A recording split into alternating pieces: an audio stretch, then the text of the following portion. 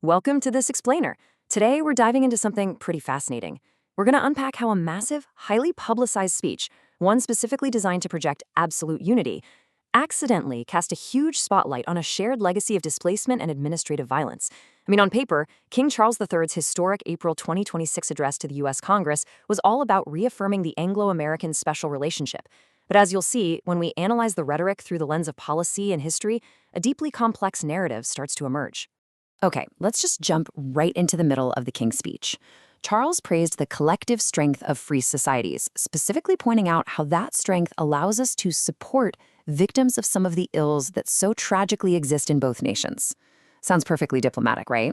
Well, yeah, but this specific phrasing inadvertently drew everyone's attention to a much darker shared history between the two countries, a history that goes way, way beyond what was written on the teleprompter. So what happens when a celebration of shared democratic values accidentally highlights a history of administrative violence? You get a massive gap between diplomatic rhetoric and historical reality. The whole state visit was filled with this grand pageantry honoring the Magna Carta, checks and balances, the rule of law, the whole shebang. Yet advocacy groups immediately pointed out that both of these nations share a profound and, frankly, troubling legacy of using family separation as a literal instrument of social engineering. Now, to really get the weight of this moment, we've got to look at the turbulent geopolitical context surrounding the visit. The king was walking a very, very delicate diplomatic tightrope. 2026 was the 250th anniversary of the U.S. Declaration of Independence. But behind closed doors, relations between the U.S. under Donald Trump and the U.K. under Keir Starmer were deeply strained. They were clashing over Middle East military operations, and the U.S. was even threatening severe tariffs on U.K. digital services. So the monarchy was essentially deployed as a symbol of enduring stability right in the middle of all this intense partisan friction. Because of all that tension, literally every single word the king uttered was put under a microscope. And that brings us to the pivot. When Charles mentioned those societal ills, the media instantly treated it as a veiled, highly diplomatic reference to the Jeffrey Epstein and Prince Andrew scandal, a way to acknowledge the elephant in the room without exposing the crown to legal liability. However, policy advocates saw an opening here. They used it to discuss a much deeper structural issue regarding state-sanctioned child removal. And the absolute crux of that issue is this staggering number, 130,000 plus. That's the estimated number of British home children who were literally shipped from the UK to Commonwealth countries like Canada and Australia between 1869 and the 1970s. And here is the truly surprising and honestly heartbreaking fact. Only a tiny fraction of these kids were actually true orphans. The vast majority were impoverished youth, separated from parents who had just fallen on hard times and placed them in the temporary care of charities. But instead of going back home, they were deported across the ocean for agricultural labor. Now, this imperial policy wasn't just some rogue government operation. It was heavily legitimized by royal patronage. The aristocracy and the monarchy lent these philanthropic groups an aura of, well, unimpeachable legitimacy. Just to give you an example, back in 1948, Princess Elizabeth actually donated a portion of her wedding gift to the Fairbridge Society, which was one of the main groups executing this scheme. And the wild part, decades later, that exact society was absorbed into King Charles's own charitable framework, the Prince's Trust.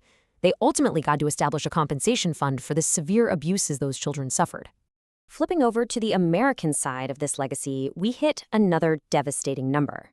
Recent government investigations revealed that at least 18,000 Native children were forced into government or church-operated boarding schools. Operating under the whole ethos of Manifest Destiny, these institutions were systematically designed to eradicate indigenous identities, languages, and spiritual practices. Kids as young as 4 were taken from their parents, which, as you can imagine, led to profound intergenerational trauma. When you lay it all out like this, it really reframes everything, doesn't it? The British home children represented the external exploitation of youth for imperial labor and slum clearance. Meanwhile, the indigenous boarding schools represented the internal weaponization of separation for cultural assimilation and land dispossession. The targets were different, sure, but the fundamental tool, fracturing vulnerable families, was identical. Both the US and the UK utilized child removal not as some weird anomaly, but as a highly calculated mechanism for social engineering and colonial objectives. All right, let's move into Section 1, Modern Echoes, subtitle, The Weaponization of the Family Unit. We see this legacy so vividly under the 2018 zero-tolerance border policy in the U.S. Now, unlike historical programs that tried to hide behind a thin veil of philanthropy or education, the architects of this modern policy explicitly acknowledge that family separation was a punitive deterrent against migration. It's pretty chilling. As former White House Chief of Staff John Kelly bluntly stated, the separated children would be put into foster care or whatever. The state was literally utilizing administrative terror to achieve its demographic goals. And the bureaucratic side of this, it was an absolute catastrophe, resulting in profound psychological devastation. But here's the kicker. This bureaucratic failure was a feature, not a bug. The Department of Homeland Security implemented these separations without standardized tracking procedures, meaning reunification was nearly impossible for hundreds of deported parents. Actually, clinical evaluations by Physicians for Human Rights concluded that these cases of forcible family separation constituted torture under international law, causing severe long-term PTSD. There's another glaring modern parallel we need to talk about, the adoptee rates crisis, specifically this thing called the Child Citizenship Act loophole. So when this law passed in 2000, it didn't grant fully retroactive citizenship to inter-country adoptees who were already over 18. Imagine that for a second, being legally brought to the U.S., raised by American parents, only to find out as an adult that your own government doesn't even recognize your citizenship. It perfectly highlights how the state claims the authority to sever biological ties, but then totally refuses to guarantee the basic legal security of the people it displaces. So observers were quick to point out a really jarring contrast on the day of the King's address. On one hand, you've got this beautiful diplomatic pageantry, with lawmakers giving standing ovations to the King's defense of human rights. But on the other hand, absolute legislative gridlock. Those very same legislative bodies are actively blocking the Protect Adoptees and American Families Act. They're preventing adult adoptees from securing fundamental rights or even just getting access to their own original birth certificates. Which brings us right into Section 2, the limits of diplomacy, subtitle The Architecture of State Apologies and Redress. The sources map out this shockingly consistent playbook. It's basically a 5-step life cycle of state accountability. Step 1 is the actual implementation of the separation, usually under the guise of child welfare. Step 2 is secrecy and denial, hiding the trauma through sealed records. Step 3 is advocacy and revelation, where survivors fight to force the truth into the public eye. Step 4 is the symbolic apology. And finally, Step 5, which we're going to focus on, is the redress deficit. Now, we've actually seen Step 4 happen quite a bit recently. British Prime Minister Gordon Brown apologized to the home children in 2010. U.S. President Joe Biden formally apologized for the indigenous boarding school system in 2024. And of course, King Charles issuing his diplomatic acknowledgments in 2026.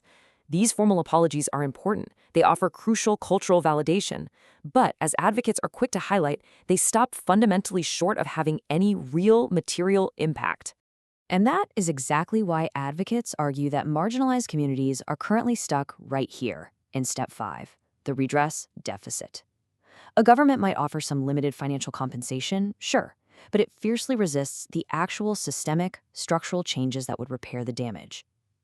Denying automatic citizenship for adoptees, refusing permanent legal status for separated migrant families, keeping adoption records sealed, the state basically refuses to give up its control over these fractured families. During the address, King Charles cleverly quoted Abraham Lincoln, saying, "The actions of this great nation matter even more."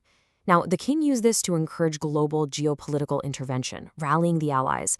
But for the impacted families we've been talking about, those words hold a completely different, deeply urgent meaning. For them, it's a direct demand for their own governments to take true structural accountability right at home. It's a call for action, not just eloquence. Ultimately, as we wrap up this explainer, all these contrasting layers leave us with one really powerful, lingering question. Is the true measure of a nation's greatness found in fancy state dinners and the longevity of its geopolitical alliances? Or is it found in its willingness to provide comprehensive restorative justice to the very families it fractured? It's a huge thought to take away, and it really shows just how much history is living right beneath the surface of our modern political theater. Thanks so much for joining me on this deep dive, and I definitely encourage you to keep questioning the rhetoric you see on the global stage.